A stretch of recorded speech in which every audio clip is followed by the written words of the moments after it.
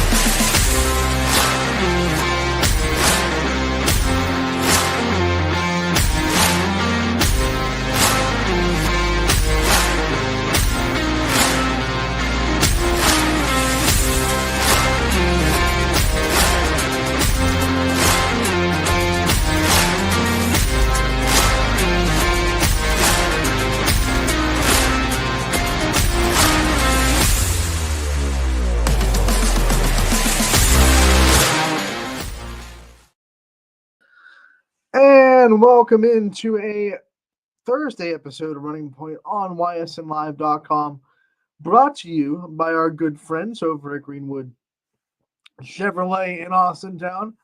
I apologize for the late start. A little bit of humble pie for me this morning. You know, you feel like you're going good, you're doing your job right, you're really good at it, and then universe comes and kicks you in the butt and says, guess what? You still suck. Because I was live for about 2 or 3 minutes on a StreamYard until I realized, holy smokes, I just made a recording. Just a simple recording, wasn't live, just recording myself talking to no one, just talking to myself on a recording. So that happened. So that's where we are today. That's a great start, right? But we're gonna truck through. We're gonna get through it. We have a great show for you today. We're gonna recap the games that did happen last night. There were some games that were able to voyage through the weather. We're gonna preview the games that are gonna be happening tonight. Once again, weather has affected our schedule. We have games postponed. We have games still happening. We will navigate all of that accordingly when we get to the preview section of the show. And we have a player profile to feature today. We venture into Hubbard, and we hear from their senior, Jillian Palumbo. Hubbard off to an undefeated 3-0 start, and they're looking to continue that. If they are able to beat Warren Harding tomorrow, then that would be the absolute sign that Hubbard is for real. Should have been a really tough schedule this week for Hubbard. They had Salem scheduled Monday. That game got postponed, and then they were supposed to play tonight against Warren Harding.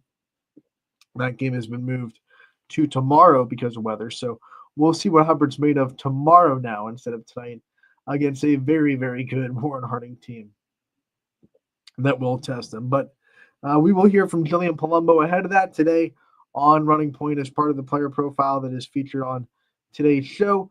So we're going to have a good time. We're going to have a really good time. It is also, by the way, for me personally, it is the start of the NCAA volleyball tournament. So I'm excited.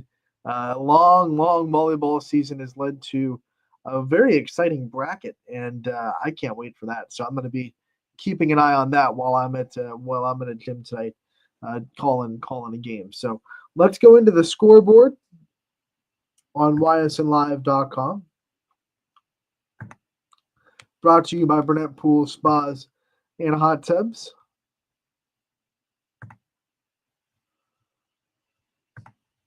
This is Wednesday, December 4th. Boys basketball, 3 games were scheduled.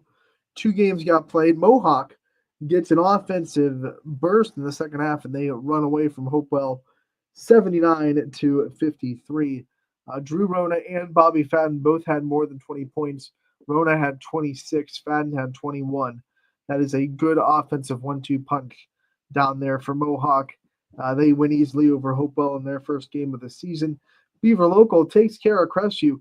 Tough 2 games for Crestview, right? You're playing Springfield. You have a 15-point lead over the Tigers at halftime. Tigers erase it. They come all the way back, and then could not have started worse for Crestview against Beaver Local. They had a huge lead. Their offense started to find things in the second half, but way too much of a hole to come back from. Beaver Local runs away from Crestview 64-34, the final score in that one. Girls basketball, once again, some games got played, some games got postponed, as you can see there. Beaver Local traveled to Harrison Central, fell 49-36. East Palestine struggled with Toronto 41-6. A very good win for Perry, though. First win of the season. East Lake North came in undefeated, and Perry gets to win 40-27 on their home floor. West Branch wins 66-2 over Alliance. St. V's, a powerhouse, by the way, an absolute powerhouse in girls basketball, comes in Ursuline and takes care of the Irish 59-32. Salem falls in their first game of the year on the road to Carrollton. Carrollton's undefeated, by the way, 4-0, so that was a battle of unbeatens. Carrollton wins 34-31 over Salem. Southeast beats Akron Springfield 44-36, the final score there. JFK travels to Mogador, and once again, their offense is all over the place, 73-43. Hard to stop JFK with the scoring monsters that they have. They run away from Mogador on the road.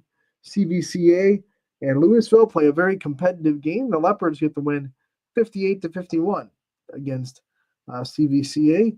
Western Reserve, they're able to beat Newton Falls 56-24, the final score in that one.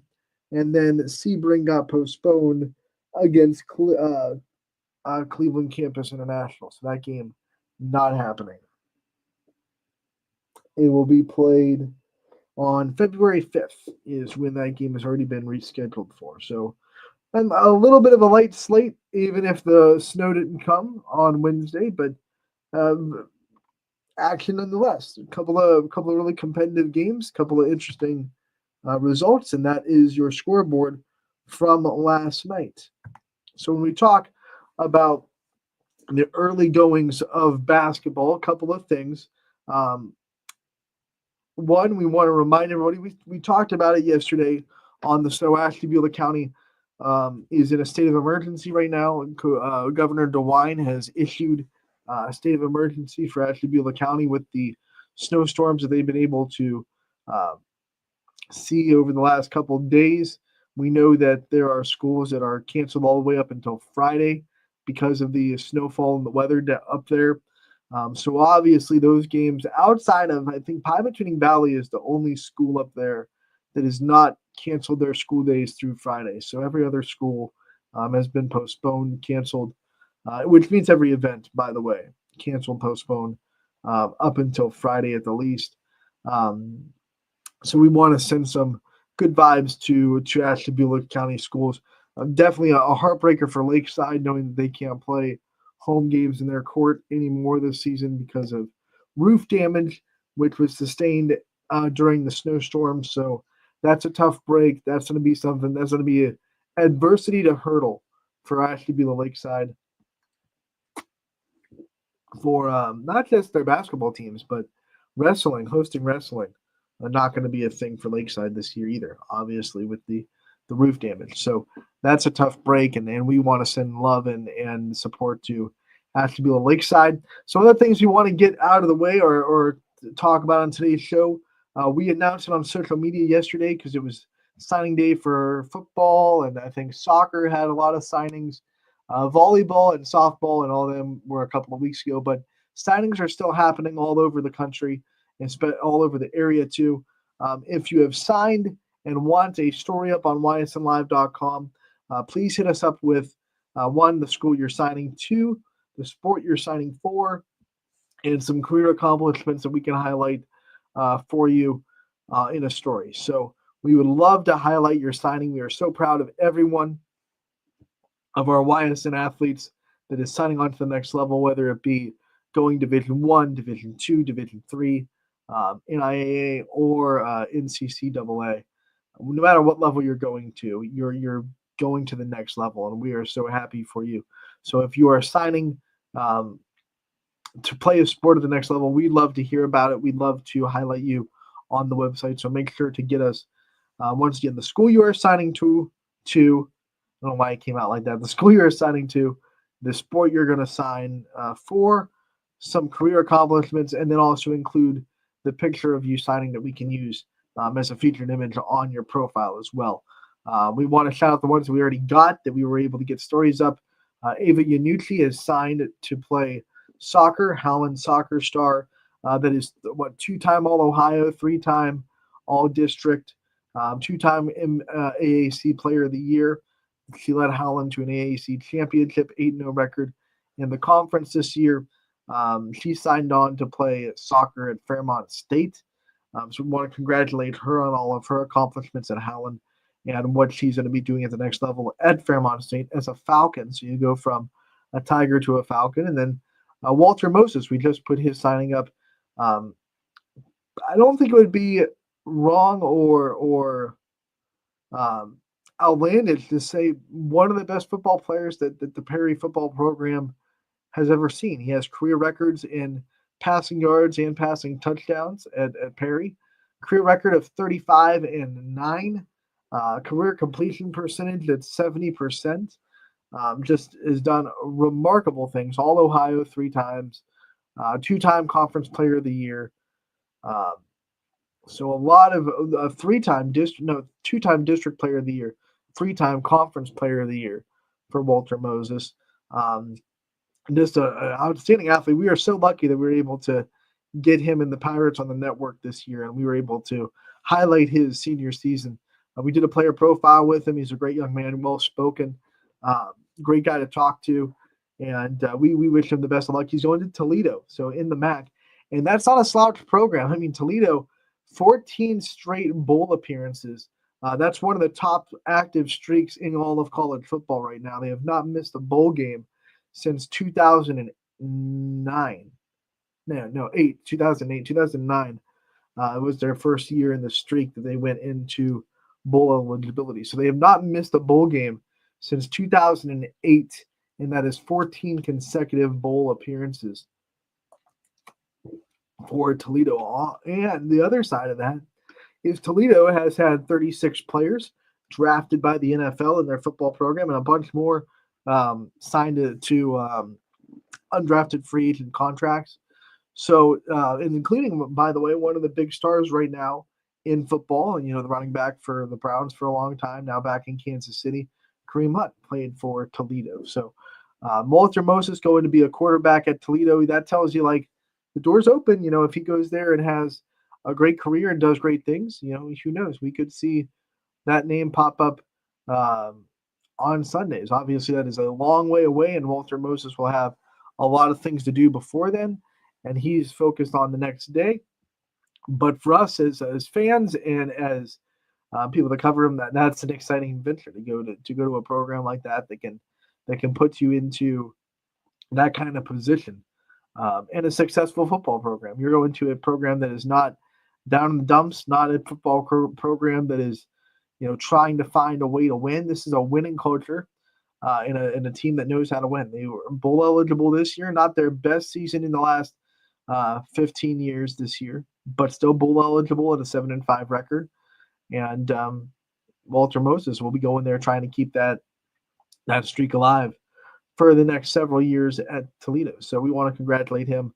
And once again, if you are signing to the next level, we'd love to highlight you as well. And another reminder, just one more, please send over by our social medias, or you can email as well. The school you're signing to, the sport you're signing for, a picture of your signing, and also some career accomplishments that we can put into the story to highlight as well. We would love, love, love to highlight you as an athlete signing on the website. So that being said, am I missing some? Oh yeah, Baird Brothers. Sorry, the start to the morning has really thrown me off. Baird Brothers, Big Dogs of the Valley, week 1 for basketball is up and running. We will go and look at some of the nominees for Baird Brothers Big Dog of the Valley. I'm going to bring up the page in a minute. I want to get to the comments.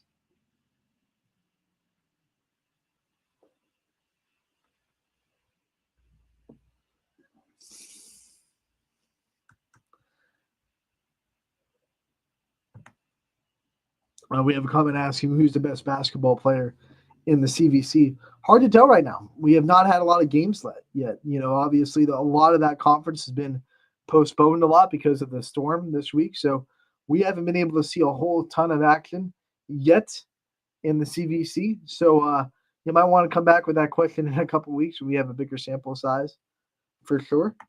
But when we go into the Baird Brothers Big Dog of the Valley, let's go. We will go from the scoreboard on ysnlive.com and we will go to Big Dogs, which, as you can see, is up here. You find it on the menu tab right there, Big Dogs. If you're not on the website, ysnlive.com/Big Dogs is where you can find this page as well. Big Dogs of the Valley brought to you by Baird Brothers Fine Hardwoods, and a perfect sponsor for the basketball Big Dogs because they play fine on the hardwood. Here are your nominees for boys basketball. First one is Howland, Darren Douglas. Howland and Darren had a great start to the season. You have Tyler Britton from Pymatuning Valley. The Lakers were able to get that overtime victory over Edgewood. Marcel Finkley, who has signed, by the way, a couple of weeks ago to play at one of Pitt's ancillary campuses. He gets on the list as well from Austintown Fitch. He had a huge game in their first game of the year in the win.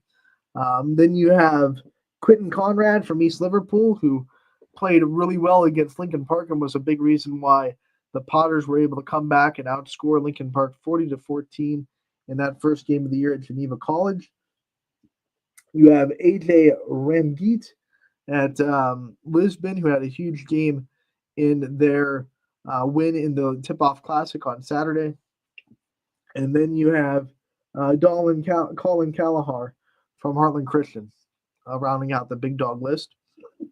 You go to the girls' side, you have Addison Rhodes from Crestview, 2 games, and already has 68 total points, 37 against Howland and 31 against Springfield.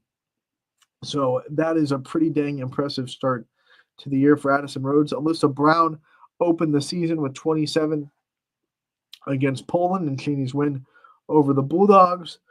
Jenna Treveri hit 5 threes in Canfield's opener, so she's looking pretty good to start the season.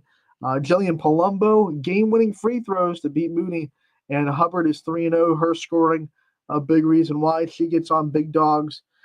You have Reese Davidson Chuck, who is doing a really good things for Salem. They're having a little bit of a rejuvenated season, a couple of wins to start. They had that tough loss last night to Carrollton, but it's an undefeated Carrollton team, and they lost by 3 on the road. So not a huge blow for Salem's confidence, I don't think, having that tough loss at Carrollton. And then, of course, Manny Yassine from Jackson Milton, the sophomore, the impressive sophomore, did a lot of good things as a freshman last year. So no shocker to see her on the list. So if you are new to the Baird Brothers Big Dog page, these polls are simple. You just click on who you want to vote for and you hit vote. And you can vote as many times as you want.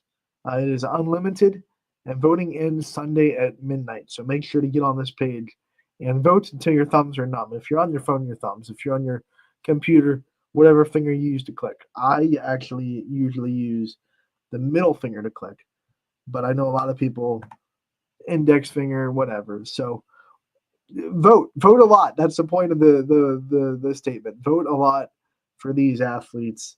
Get out there when wrestling starts. I believe I'm not gonna commit to it, but I believe we'll have wrestling again for Big Dogs Wrestling. And start date is today officially. So the state wrestling start date is today. So obviously we don't have wrestlers to put up yet, but when we do, we'll be able to put them on the Baird Brothers Big Dog of the Valley list as well. Let's take a break. Let's go to a commercial break, say hi to some of our sponsors, and then when we come back, we have a player profile to feature. It'll be with Hubbard's senior, Jillian Palumbo, who's also on that Big Dogs list. And don't go anywhere. That's coming up next on Running Point. Brought to you by Greenwood Chevrolet in Austintown. 21 News delivers the news as it happens, using the latest technology from where it happens. Live here outside the Mahoney County. On air, online, Wednesday afternoon weather update. Very dangerous. and on the 21 News social media platforms. I'm on the road right now. 21 News, the Valley's only locally owned source for trusted news since 1953. Craftsmanship to us is 60 years of pride and dedication. Passed down from generation to generation. The hardwood floors that your kids take their first steps on. The solid wood doors you quietly close at night. The things we create day in and day out are the products that end up turning your house into a home. At Baird Brothers Fine Hardwoods, uncompromising quality and craftsmanship built our business. And it will keep us moving forward for generations to come. Going the extra mile at Greenwood Chevrolet means we want to take care of the community that takes care of us too. And we have to work together always. And that's how you stay in business for 40 years. You know, I love being a helper because when I help somebody, it makes me feel good. It means a lot that I can make a difference in others' lives. So I will do everything I can and just being there for them every step of the way. I want them to know within the first 5 minutes that they could depend on me. That's what going the extra mile means, only at Greenwood Chevrolet. Before the lights come on, before the workday begins, before a long day is ended, or it's time to have fun. It all starts with the people at Joe Dickey Electric. From replacing a light fixture in your home to building a substation for your business, no job is too big or too small. The people of Joe Dickey Electric power them all. Joe Dickey Electric, over 60 years of powering the Mahoning Valley.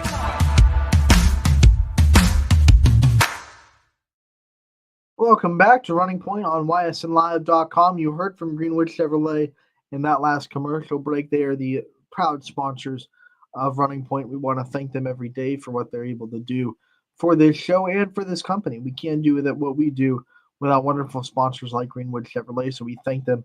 They go the extra mile for you. We try to do the same here on this show every single day, and we're going to continue to do that with a player profile featured for you today. It is from Hubbard girls basketball senior Jillian Palumbo. I had a chance to talk with her a little bit earlier on in the week, and it was a great conversation. I hope you enjoy it too. Anthony Herwig here with a Hubbard girls basketball player profile. We are joined by senior Jillian Palumbo. And Jillian, thank you so much for coming on and talking to us. Thanks for having me. All right, let's talk about your senior year. I mean, you're a multiple sport athlete, so this is not the first senior season that you're going through, but what's it been like this year to deal with, all the emotions that senior year can bring? It's been really great so far with my basketball season. I did have a tough ending to my volleyball season, so that coming into my basketball season, I wanted to make sure I had a good final season, so just wanted to have a big impact on myself, big impact on the team. What were some of the things you're telling yourself going into senior season, some of the goals that you had, some of the things you wanted to make sure that you accomplished before your career at Hubbard was over? I wanted to make sure that I gave it my all. I didn't want to end my season knowing that I could do better. So I wanted to know that I gave it my 100% and that I couldn't do better than I did. But, yeah. And you guys are off to a great start. You're 3-0 so far on the year. Some thrilling victories, especially that season opener at Mooney. Talk about the start to the season and how much confidence you think it's given the team right now. I think starting off with a 3-0 lead has us in a really good position right now. It brings us a lot of confidence.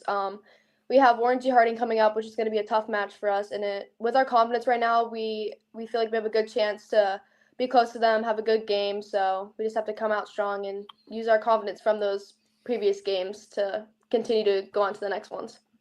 As a senior on the team, you're obviously a leader. Talk about what it's like to kind of step into a leadership role and to try to, be the best leader you can be.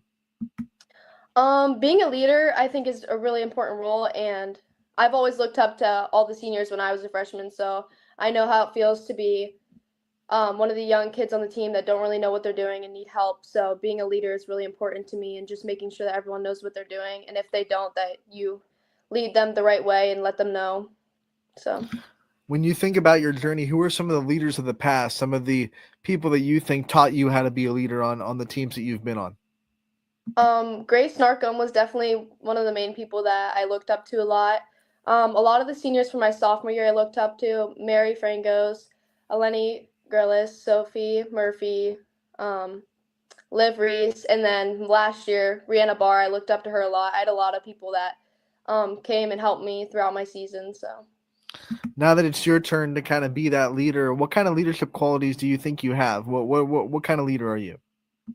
I think just letting everyone know where they need to be on the court and explaining to them that it's okay to make mistakes, but you have to learn from your mistakes and move past them and just continue on, because if you don't learn from your mistakes, then you're not going to get better. So just being one of the tough leaders on the court to make sure that they fix what they do and just continue on. In a couple of years, when we ask, the leaders of the future in this program, what it was like to be your teammate and the lessons they learned from you, what do you hope the answer is? What are you trying to teach the players that are going to be leading this team after you're gone? Can you repeat that? I'm sorry. Yeah, what kind of lessons are you trying to teach the leaders that are going to be leading this team when you're gone? Like when we ask next year the leaders of the team what they learned from being your teammate, what do you hope their answer would be? I hope that they learn to just be determined to show other people to make a difference and just want to be a big role, and it's important to want to have an impact on the underclassmen. So I hope that that's what I'm one of those people. Let's talk about your basketball journey. When did you kind of pick up the sport? When did you find yourself wanting to spend more time on it and become, as good as you are now? Well, I started in 4th grade, and I played ever since then. But once sophomore year hit, I knew that I was really determined to play basketball, and ever since then, I just gave it my all. I mean, you are an athlete, like we said, multiple sports at Hubbard, which means you're always busy. What's your time management skills like? How do you juggle it all? It was very hard at first because I did volleyball and I went straight to basketball, and then I did travel volleyball into softball, so it was hard to manage it. But I think coaches are very understanding when it comes to managing team sports and like being at certain things. So once I stopped doing travel volleyball, it became easier. But then again, I play all year round, so I still have trouble finding spots to fill and stuff like that. What's the transitions like between sport to sport? I mean, do you give yourself a little bit of a break between volleyball and basketball, or were you like right in the gym as soon as volleyball ended? Yeah, I'm more of the person who, as soon as the season ends, I go right to the next one. I don't really give my body a break, which I've been told to, but I immediately want to jump to the next one because I don't want to miss out any opportunities.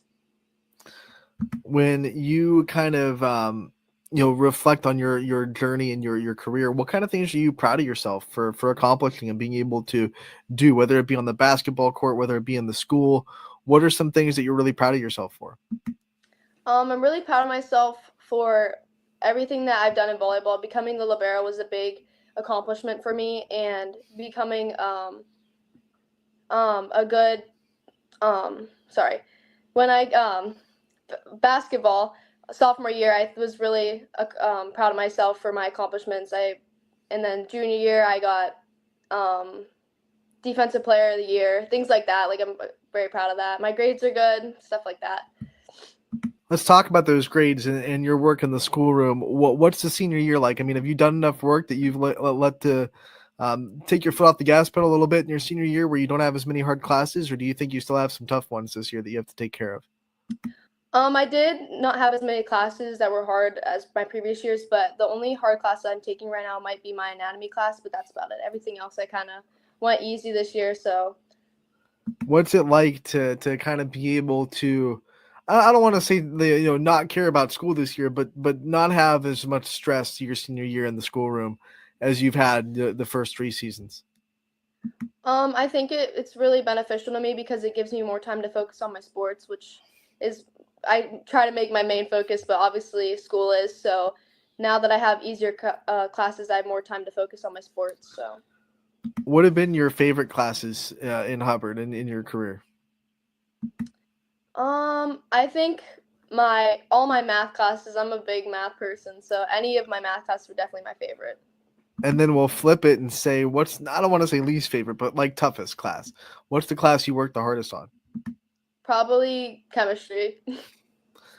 It's a science trying to be math. Yeah. Right? A lot of math in chemistry. You should have nailed that out of the park. When Yeah. you think about your future, when you graduate, what are some of the future goals? What do you see for yourself in the next chapter of life? So recently I just went on a visit to Penn State Shenango for volleyball, and I'm hoping that I end up going there. I really like it there. So I'm hoping that I could play volleyball there, and I might end up emailing their basketball coach and seeing if I can also play basketball there, and just wherever that takes me. I'm going to try to go to be a pharmacist, so hopefully that's my future.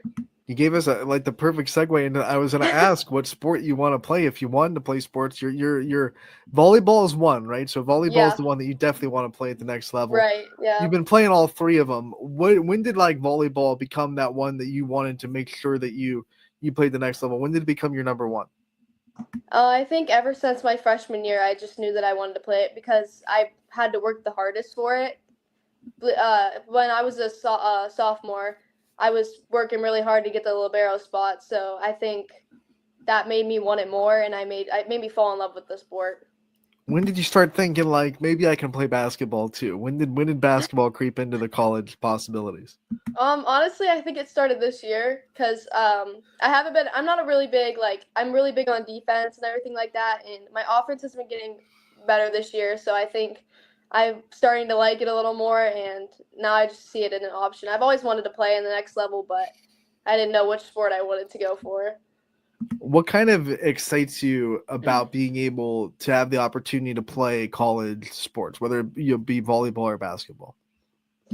What excites me is that ever since I was little, I've always talked about wherever I went to college, I wanted to go play a sport there, no matter what the sport was. So just being able to have the opportunity just has me really excited, and I'm ready to play at the next level.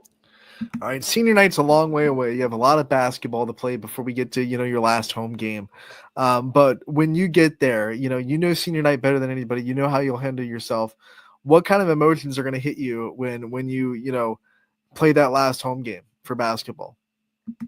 I'm going to be very anxious coming on the court. I know that I'm going to give it my all for the last time in front of everybody at my home court, but I'm going to be really sad because basketball has been one of my favorites. But I want to be strong for our girls on the team, but I just know that my emotions are going to be all over the place on our last game. Does going through a senior night already once during volleyball kind of help you deal with it now for basketball? I don't know, honestly, because I think that I might have more emotions for basketball than I did volleyball. What are the emotions going to be like? I mean, I'm assuming you're gonna still play softball this year, but when you do, what are the emotions going to be like when that's it? Because that's going to be your last sport for Hubbard. Do you think that'll be even more, or do you think it'll be a little bit less for softball? I think it'll be a little less for softball because I'm not as close with all the people. I'm not the biggest fan of softball. I play because I just played ever since I was little, so I just continue to play it, but it's not one of my main sports like basketball and volleyball is, so I don't think I would care as much as I do for the other two sports. But the one thing you do get to do because you play softball and you get to represent Hubbard from the start of the fall until the end of the spring, which means you get to wear the school colors and the eagles across your chest a lot. What makes you so proud that you're able to do that for so long, for 3 straight seasons? I'm proud that I get to show our school or show off to our school that people can be 3-sport athletes, be good in school, be determined to do better, you know what I mean, and just show that they care about what they do, because there's people out there that I know want to show that they care about their sports, and I'm one of those people, so it just feels good to show that off. If I ask you to describe what it means to you to be a Hubbard Eagle, what would you say?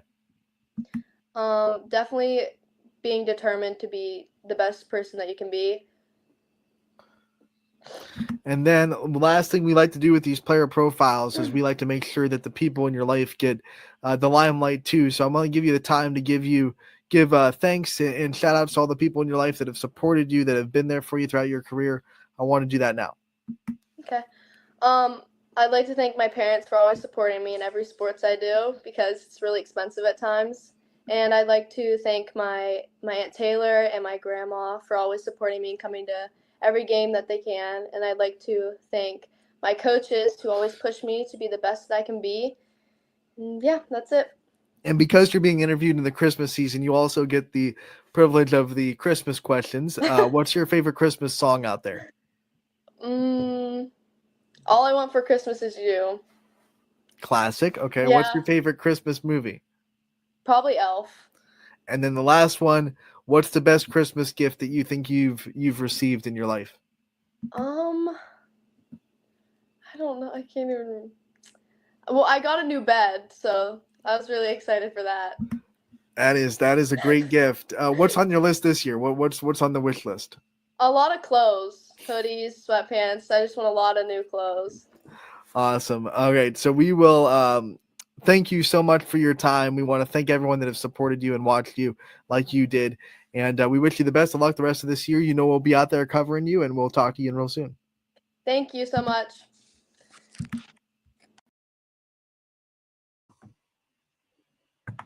And that was Jillian Palumbo with Hubbard and the senior from Hubbard. A great conversation with her about her senior season. 3 sport athlete, volleyball, basketball, softball. She represents Hubbard every single season, and she does it so well. And kind of sad that was the first time we got the chance to do a profile with her, but glad we got to catch up with her before she leaves Hubbard and graduates, because a great senior leader, a great athlete, and someone that is very worth highlighting here on YSN. So want to thank her for her time giving us that interview, and want to thank, of course, everyone that tunes in and watches and supports her and the Eagles on YSN.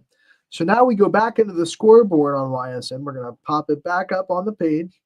We have to unpack everything that's kind of going on tonight, the postponements, the games that are happening, the games that aren't happening. We still have plenty of broadcasts on the network tonight that will be happening as of now, which normally if things are going to get canceled during the day, unless weather hits later, which I don't think it's forecasted to. Let me check Storm Tracker 21 real quick to confirm that.